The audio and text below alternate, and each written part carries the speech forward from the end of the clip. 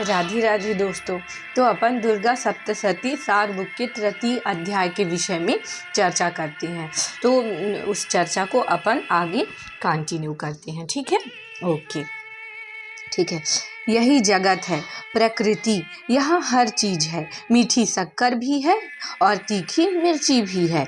जिन्हें इस्तेमाल करना आता है वो हर चीज़ का इस्तेमाल कर लेते हैं। कोई भी चीज़ ऐसी नहीं होती है जो रसोई में जो स्वास्थ्य के लिए उपयोगी ना हो, अगर आपको उसका इस्तेमाल करना आता है। अब जहर तो होता नहीं वहाँ कि बोलोगे कि जहर है। जहर कौन रखता है?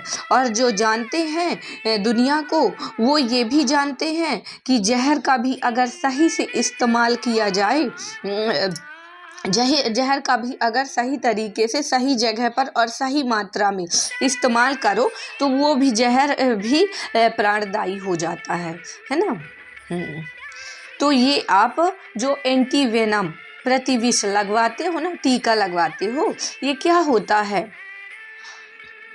विष ही तो होता है। और क्या होता है? ये जो आपको वैक्सीन टीके लगे होते हैं, वो क्या थी? वो वायरस विषाणु ही तो था जो वैक्सीन से लग रहा था आपको। आपने वायरस से कहा इससे पहले तू लगे, मैं खुद ही लगा लूँगा, पर मैं थोड़ा सा लगाऊँगा, तो इससे एंटीबॉडी प्रतिरक्षा प्रणाली हो जाती है। अपनी ही प्रतिरक्षा तंत्र जो होती है वो जागृत हो जाती है ना। इसी तरह जब अपन किसी भी बड़े काम को करने के लिए डरते हैं, पर जब अपन उस काम को करने लग जाते हैं तो अपन के अंदर जो साहस और जो निरंतरता और जो निष्ठा पैदा होती है, तो वो काम करने के बाद ही तो दिखाई पड़ती है कि हाँ, अब ये गुण है आपके पास हैं। ठीक है। तो ये जो देवी के अलग अलग दिए जा रहे हैं ना, इसमें आप भौचक्के होकर के खो मत जाइएगा कि अच्छा ये देवी ऐसा है वैसा है, इनसे ये देवी निकली, फिर उनके 2 टुकड़े हो गए, फिर एक टुकड़ा ऐसा हुआ, फिर ऐसा हुआ। वो सब कुछ प्रतीकात्मक रूप से आपको एक बहुत महत्वपूर्ण बात समझाने के लिए है। यहाँ जो कुछ है सब काम का है। अगर तुम अनाड़ी नहीं हो तो कोई चीज़ अगर तुम्हारे काम नहीं आ रही है तो उस चीज़ को बुरा भला मत बोल देना, तुम अनाड़ी हो। और यहाँ देवी है जो शाकांभरी माने उनसे ही शाक आता है। और ऐसी भी देवी हैं वो पैदा हो रही हैं, वो गीदड़ों जैसी आवाज़ निकाल रही हैं और वो सिर्फ मांस खा रही हैं। किसका मांस? यही जो सब दानव मारे, हर रूप देवी का है। यहाँ जो कुछ भी चल रहा है उसमें तुम देवत्व ही देखना। आई बात समझ में? उपाय पहला, विवाह प्रस्ताव। तो अब अम्बा देवी हैं और अम्बा देवी एकदम परम सुंदरी, पर वहाँ पर जो घूम रहे हैं वहाँ पर राज किसका चल रहा है? आजकल पहाड़ों में वहाँ राज चल रहा है दानवों का। और दानव ने दूत छोड़ रखे हैं कि बेटा देखो यहाँ पर कुछ भी जो हो बताओ फटाक फटाक। तो दानव देखते हैं कि ये देवी यहाँ घूम रही हैं और देवी परम सुंदरी हैं, तो दूत कहते हैं अब आज तो इनाम मिलेगा। वो फट से गए, अपने राजा को बताते हैं और वो जा कर के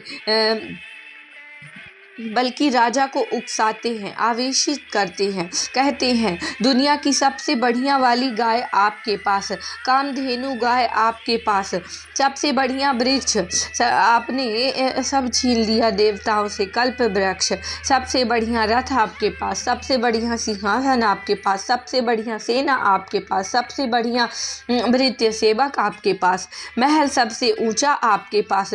तो ये बताइए कि जो दुनिया में सबसे परम स्त्री है सुंदरी, क्या वो आपके पास नहीं है। वो शुंभ निशुंभ दो भाई थे। बोले क्या है, कहाँ से आ गया?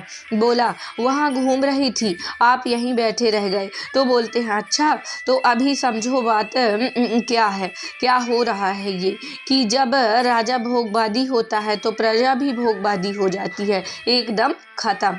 वो आता है ना कि अंधेर नगरी चौपट राजा, टके शेर भाजी टके शेर खाजा। ये कहानी 5th या 6th क्लास की हिंदी के पुस्तक में थी।